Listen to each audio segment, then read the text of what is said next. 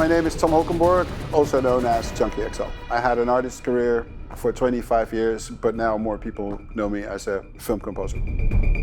Hey guys, and we're looking at the same three plugins that we discussed with the drum video. In the drum video, we just saw like what you can do with these plugins for drums.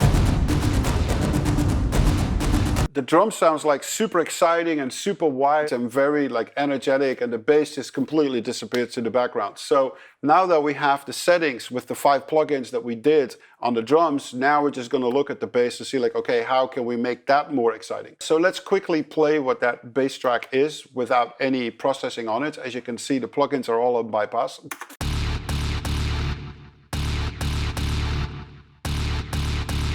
As you can hear, one of the most exciting bass riffs written in history.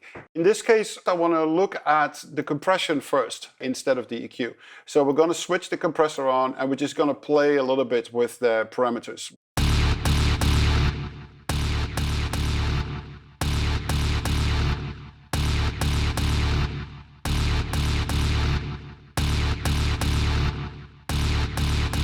You can hear really well when I pull the attack to like its minimum, it loses that snap. And when it's like at 10 or 30, you can really hear the tick of the attack. So focus on that for a second.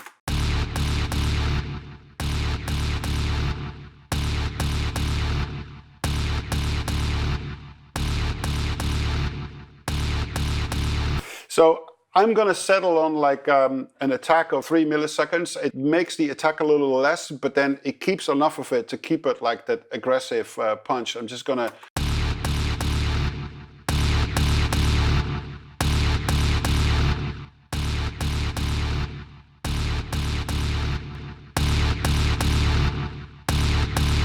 I find it pretty exciting, that really rough quality to it. Now that we have a sound that we're happy with in the EQ, with the compressor, I'm going to switch the EQ on, but the same logic applies as what we did in the other video, which is that as soon as you add another plugin to your chain, you might need to go back to your original plugin that you inserted first to see if you want to change some settings there, because they need to work together as a 3 unit and not as 3 individual boxes. So I'm going to bypass for a second the compressor, and I'm just going to put the 550B on and see what I can do with the frequencies on this bass.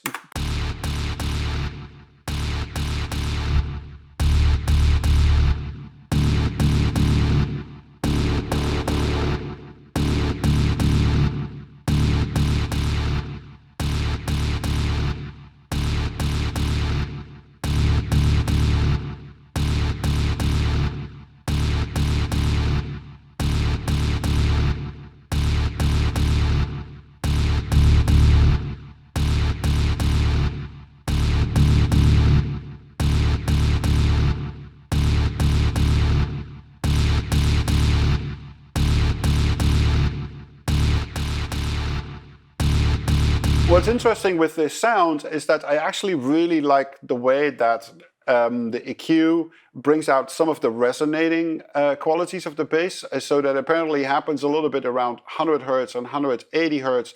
So when I boost those 2 frequencies, it gets like a oomph in the lower mid frequencies that I really like. Listen for that when I bypass in and out.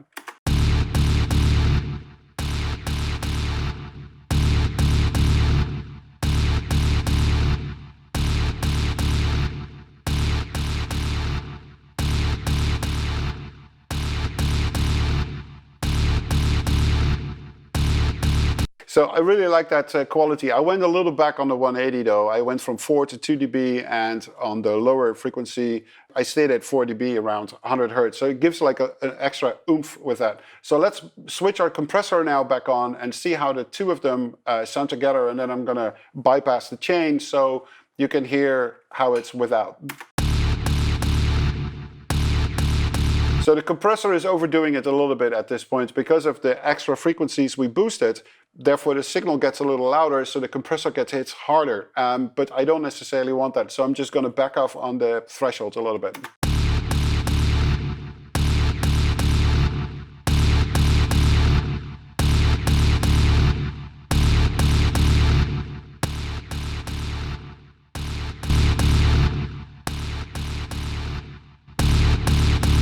it's really nice what it does. And so I had to come back a little bit on the threshold to go back to the original compression that I had, like a little over 3 dB, 4 dB. Let's now switch the compressor and the 550B off, and let's see what we can do with the 560.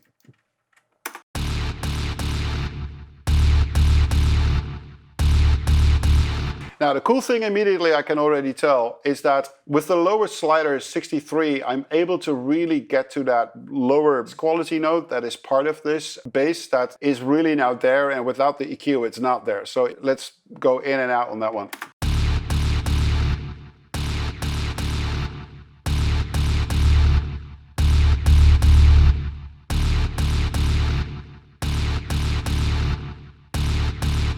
So I definitely want to use a little bit of that.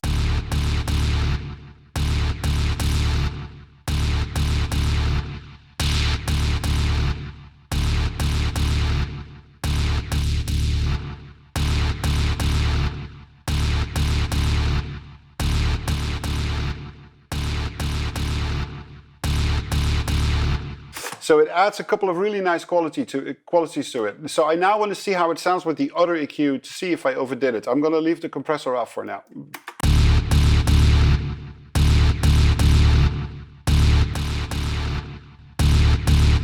And I did overdo it. So I'm going to try to bring the 100 Hertz boost back to 2 dB instead of 4.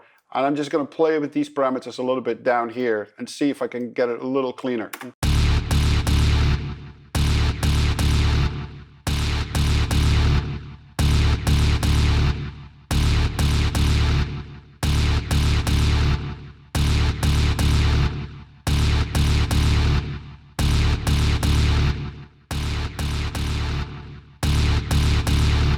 I really like that. So what I just did is that I held off around the 63 Hertz a little bit on the 560.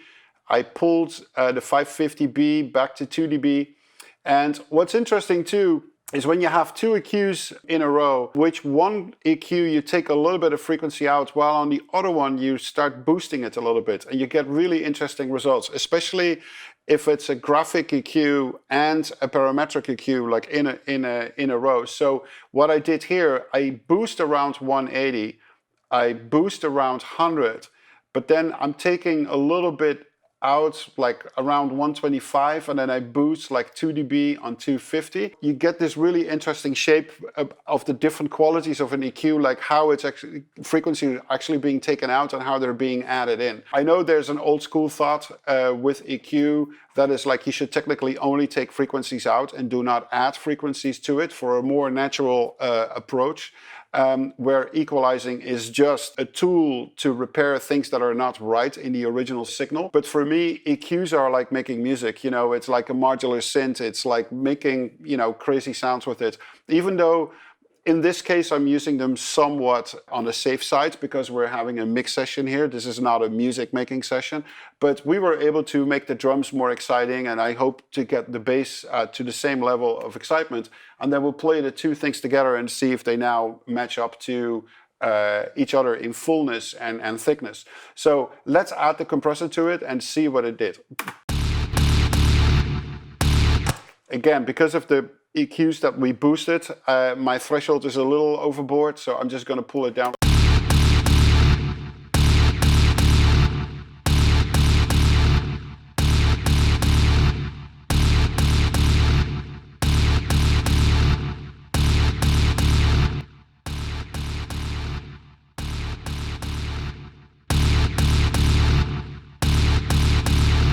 Now, with this bass sound, we can do exactly the same thing by just pulling up this in-phase live stereo and see what that thing does on the bass. I do want to point out a couple of things though. What you can do with the in-phase live stereo is extremely powerful. I just showed you that on the drums. But you do not want to use this on each and every track in your session, because if you do that, everything is now going to be outside of the speakers and nothing is there in the middle, if you know what I mean.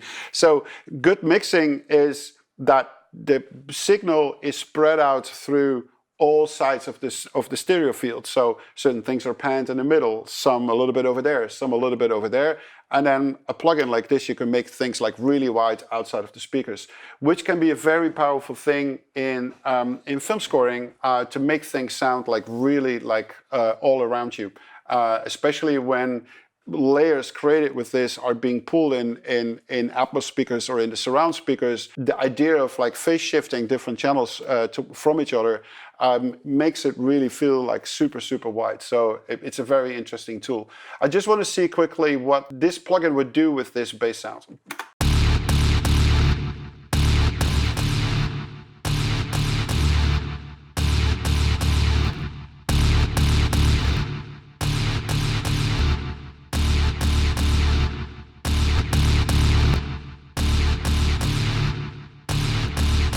Pretty interesting, right? Even here, you really feel like it's going outside of the speakers. What you also potentially might have noticed is that when you start phase shifting audio signals that have a lot of low frequencies in them, you will feel that the low end is disappearing. And that's because these frequencies will now cancel each other out. So usually when you start playing with the phase, you start missing like low frequencies in your signals. So I would usually not use this plugin for making things really wide on things like basses, sub basses, kick drums, super low sounding drums. But everything that has a lot of frequencies, 125 and 150 hertz and up, that is really great to do it with. Personal taste, because we did it so extreme on the drums, I potentially would not use this on the bass, so the bass feels like a little bit more like centered instead of also like super wide. But if we now were to add, for instance, some sound design or really cool synths that have a completely different character, then I would potentially experiment with it again to see like if I can make it even wider than the drums at this point. So this is a good way to show the use of the API bundle. I really hope you enjoyed this and hope to see you soon.